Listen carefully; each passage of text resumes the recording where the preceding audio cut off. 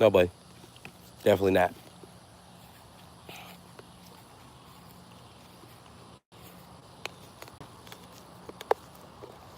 See right there? Gotta get that too. Over there. Look where I'm pointing. Didn't point over there. Okay?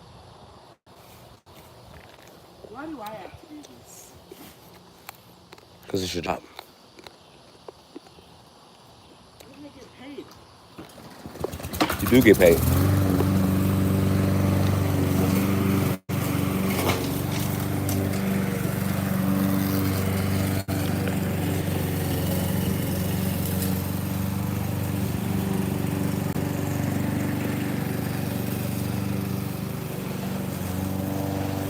Hey, buddy.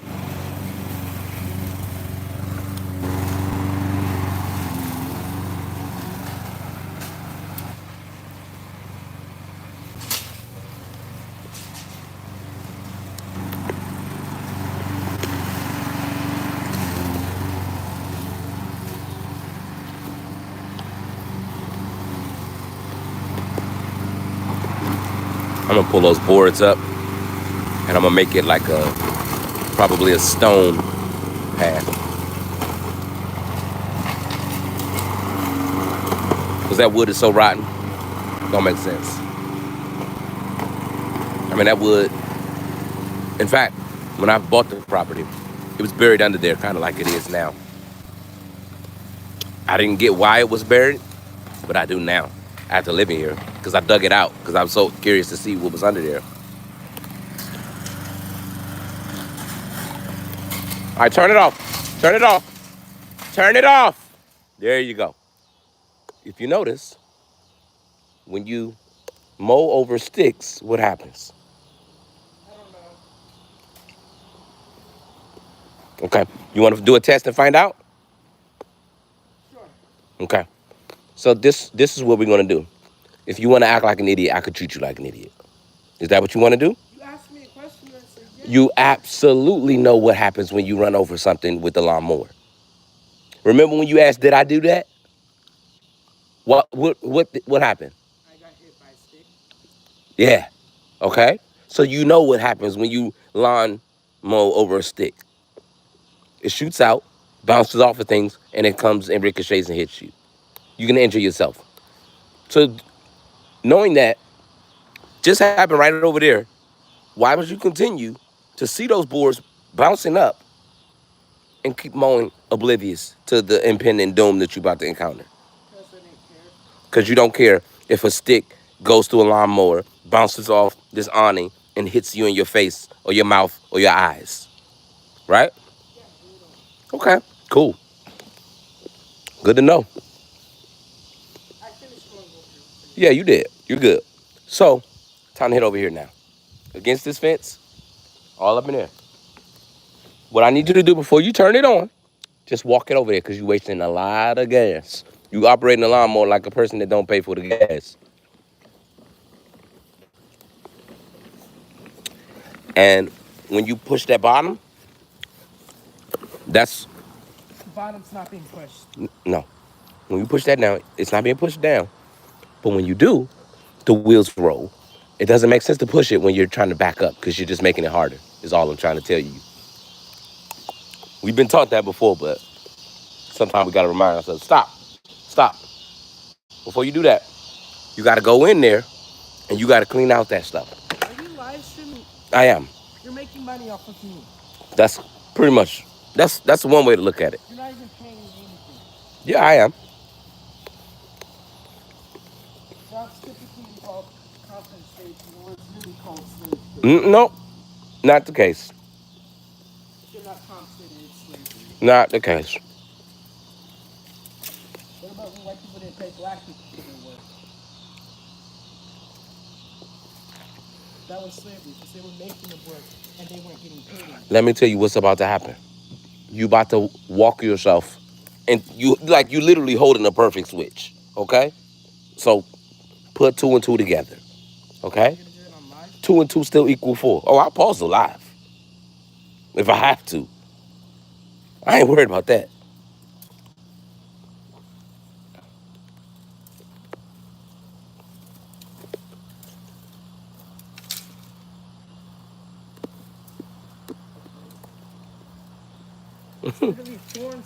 where I could get seriously injured or I could die. That thing feels so good when you delete it full. It does feel good. I'm not gonna lie to you. Yes, that is why I told you at the beginning. Protective equipment. You don't have any gloves. I don't. You don't. That's weird because I had tons. But you know what happened? Somebody threw the gloves away. They used to like to throw them into the mud and play games and try to get out of work. But don't worry, I got it covered. Come on over here. Let's go. This way. My shoes are being ruined. Yeah, that's a noob move. I don't have any other shoes. Yeah, you do. You got some black shoes over there, some Skechers. Um, there's a glove over here somewhere in the midst of all of this junk.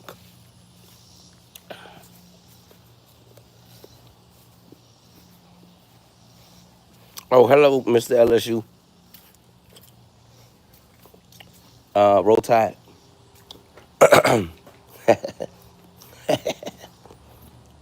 I'm not a Tide fan, but I'm in Tide country, so you know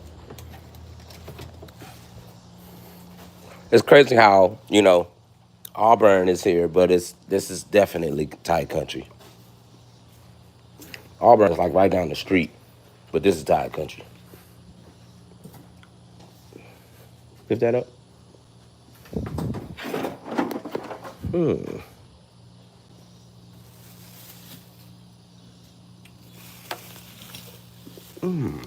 Okay, so strange. All right, come on over here.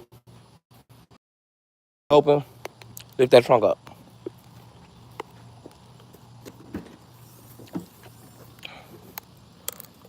Those will not protect. You say these gloves won't protect you when it No, comes time for the foam will thorns. go right through them. Okay. All right, go ahead and close that. Because we need to go buy real gloves. Oh no, I didn't bought. We passed our quota for the year. Oh, look what I found. Hey, hey. There go one. How did I find that, you ask? Eyes of a highly trained The professional. thorns will go through this too. Pick that up. Feel it. I don't It's need to like feel it. gardening gloves. I don't need to feel it. Go ahead, pick it up. Can we go to the store? Um, you got money? No, but you can't make me do this without proper equipment. I love when kids say you can't make me. That's like a challenge. Um, some children learn easy, and some children learn hard. Um, some children they have to go through the experience multiple times. You know, I was one of them kids that I used to have to go through an experience like one time before I would learn. Like, yeah, I ain't doing that no more. We not gonna do that. I was also a kid. You see how he just went and walked in the house? All right.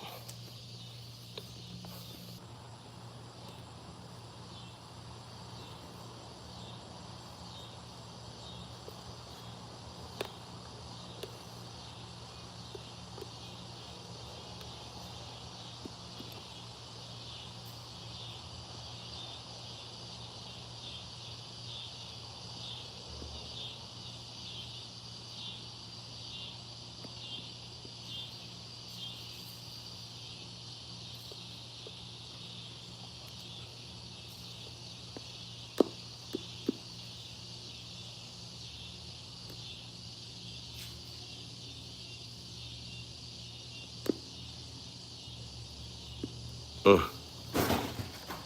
Whew. It's hot out here. I'm gonna tell you what. Alabama is not a place for the weak.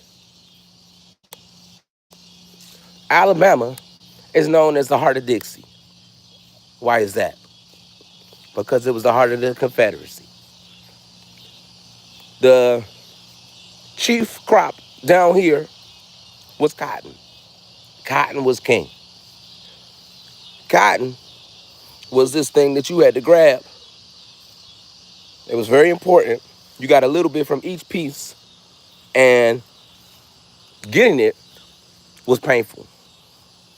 You used to have to pull that thing, and I mean, you would see people's hands that like picked it with their hands, all tore up, all tore up, because it was a process where you know it didn't necessarily benefit you because of the whole thing of chattel slavery. It didn't necessarily benefit you, but um, it benefited the people that were employing, I guess, employing the slaves. Uh, but this climate ain't no joke, man. It's 7 o'clock. It's like dusk, and it still feels like 93 degrees out here right now, right? And I ain't even working. I don't work up a sweat just talking. So the people that we descend from, big ups to them, props to them. I couldn't imagine working sun up to sundown. Sun up is okay. It's not that big of a deal. Sundown, it sucks, but it's not that bad. I mean, it's manageable. But in the sun, if they was working at like noon, 11 o'clock, 2 o'clock,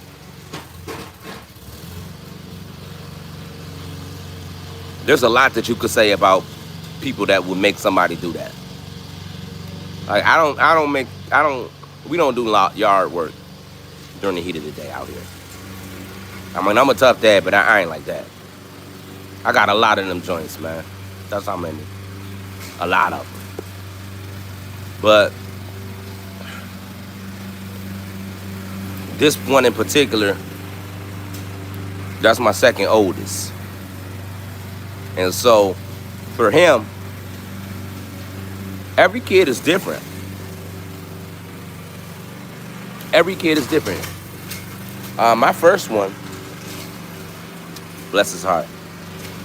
My first one, every relationship is different. Um, but my first one, he would do this without complaining. He just come out here. Once he knows what the expectation is, he understands that the quicker he get it done, yeah, a rake is up. Look at that. We just found a rake up in there in the work area. Why is a rake in there? Kids be hiding stuff. But I just had like, he walked off and he's like, I ain't doing it, or I need a better glove, and he's in his feelings. And so, had to apply a little bit of tactile cues. Let's call them tactile cues.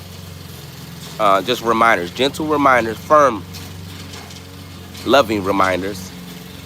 Then he got it, like, oh, okay, I gotta go outside. Um, oh, I still had a brick in there? Wow.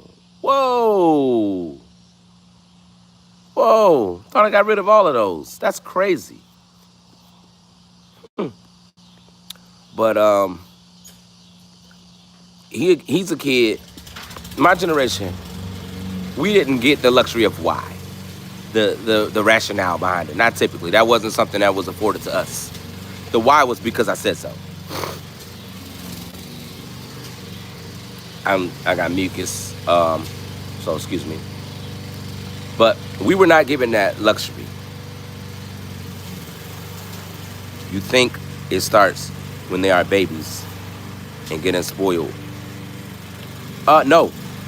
No, I don't. Every child has their own personality. They're born with it. I don't know how that aspect works, but that's been my observation. They all have their own, they come with it. Like the things that they're doing as a baby, if you're paying attention, which is okay, you distracted, buddy. Let's not. Hey, focus up. Focus up. You found it, guess what? It lived there. It's gonna be there. That's cool. but they have their own personality. If you're paying attention to like the things that they're doing, you might not understand what they're doing at the time as babies, and you might not understand why they're acting like that. But when you gradually start to put that stuff together when they're older, you'll understand how even when they were a baby, you were seeing their personality. And so, you know, they talk about nature versus nurture.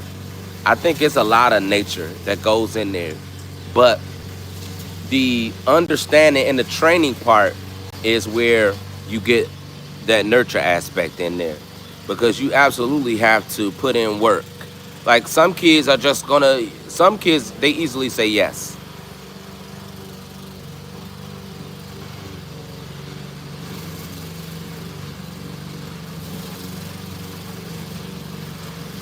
Um, some kids they'll do it.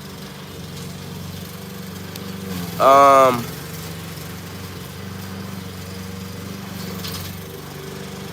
so it's not like you have a lot of work to do, and that's my first kid. My first kid, like when we were potty training, I didn't have any idea how to potty train. I knew I was at work during the day. You're not done. Where you going? Huh? What you doing? I'm done.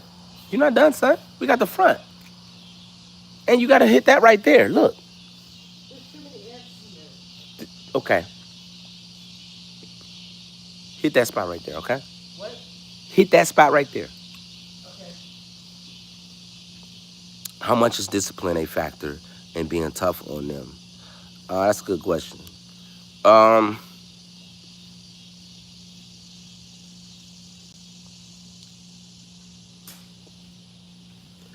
I'm gonna give you a very Air Force answer. It depends. Again, it depends on the child. Some children you don't need to do a lot. Like I was saying about my first one.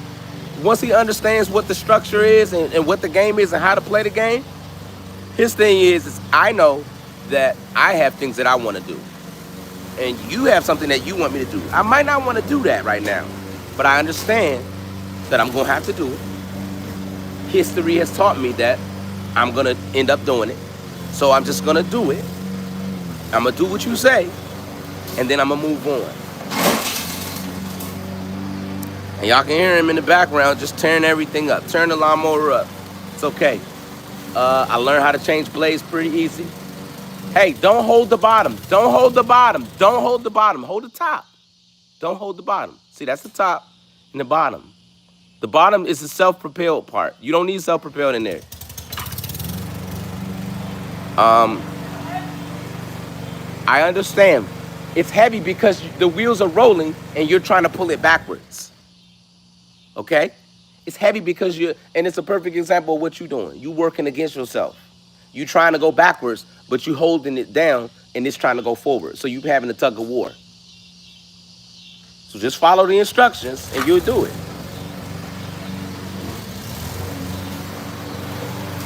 Um, like I say, and so for him, his thing is he's very talented. He's very smart. And if he doesn't understand something, or if it doesn't make sense to him, he is beneath him, and he doesn't feel like he has to do it. So he'll just ignore what you said and just do it the way that he thinks it should be done. And that's a positive. That sounds like a negative, but there's positivity in there. But the job of a parent is to find out where that positivity is and find ways to cultivate it. Um, it's like this yard. It was overgrown, but there's aspects of the yard that's not. Like the rose bushes, and I don't like these rose bushes, so part of it is me not really caring. Um, but you can look at my neighbor's rose bushes. You can almost see their rose bushes peeking over the top of the fence. And then you can look at mine rose bushes and you can see that, And I'm gonna answer your question, Ish Legend. I appreciate you for interacting. I'm gonna answer that, but I'm very ADHD, and if I don't finish my thought, I will forget it. It'll fly away. Um, you'll see, like their rose bushes are like huge, and mine are tiny. What's the difference? The environment. That's the key difference. The environment. Don't forget that over there by the You see that over there? What? Don't forget that over there. When you respond and you have a question, you don't say what to your father. I can't hear you. That's fine. That say that. I couldn't hear you. Do you mind repeating that? Say it again. If you want to go for speed, say again. What did you say? Don't forget that part right there. Do you see that stalk sticking up? Get it.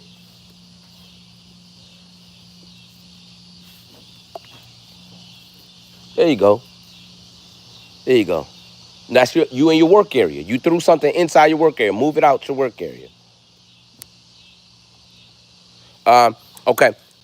Are boys more difficult than daughters? Now, see, that's a blanket statement. I don't like blanket statements. So, I will No, they're not. not. Hey, this they not talking to you. They're not really talking to you. Okay? One day I will. Yeah, there you go. That right there, though. Right there. All right. What is this? Oh, a sponge. Wow. This yard is where things go to die. Um, I would say that daughters are my daughter is just as difficult as he is, but for a totally different reason. Excuse me.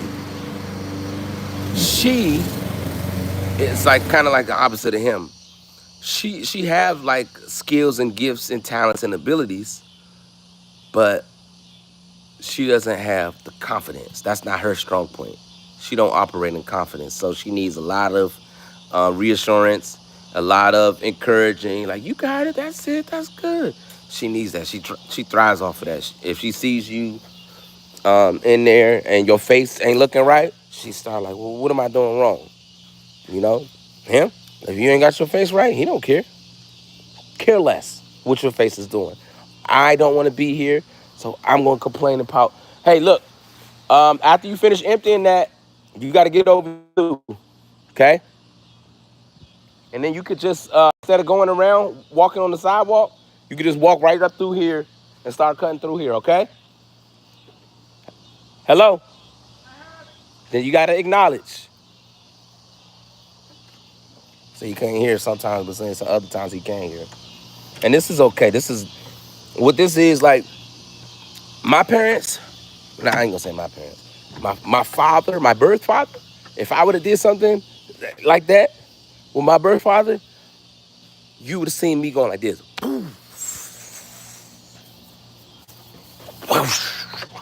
against the fence.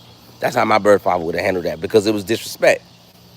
But me, when you get a little bit more knowledge and you get a little bit of understanding, you understand people be having all types of emotional things and troubling and challenges that they're working against.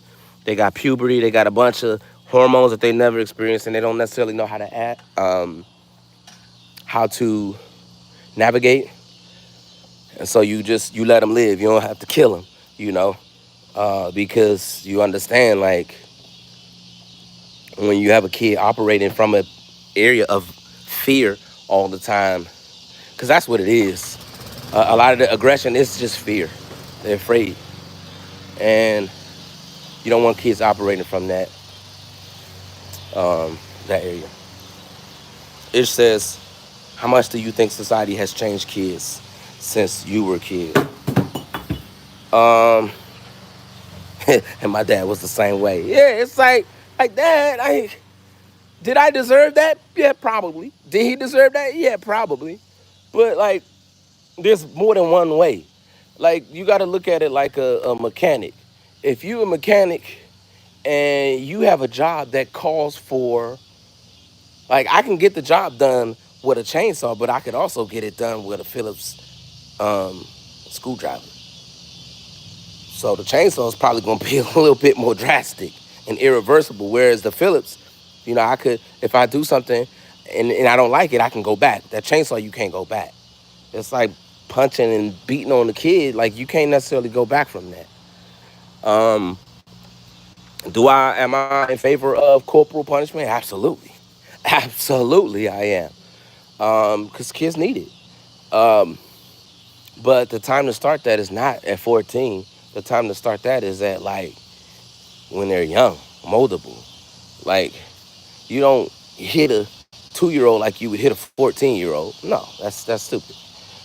But like you tell a 2-year-old, uh, no, or don't do that, or and then like I would see parents, they would have like shoestrings, and it don't hurt. It don't hurt because you tap me like you tap the kid. Tap tap tap. They tap your arm. It did not hurt. But the only thing that was hurt was their little pride. Their little feelings was hurt. Like I wanted to do this. How dare you? How dare you correct me? How dare you do that? I do, to answer your question though. Um, Society. How much do you think society has changed since I was a kid? How much do I think society has changed kids since I was a kid? So I'm one of the people that believe that um, information is framing a lot of the things that we're doing, and the abundance of information that we have now, it's not even the same thing. Like when I was a kid, I told my kids, y'all know what the internet used to sound like when I was a kid? They're like, what you mean? What did the internet sound like? The internet had a sound when you accessed it.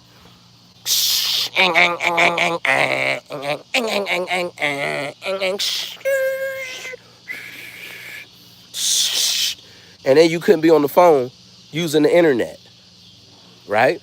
You couldn't be on the phone call. If somebody got on the phone call and you was on the AOL, well, your AOL session has been interrupted. You're done now. Because I need to use this phone. Get off my internet. I mean, get off my phone. I need to use it.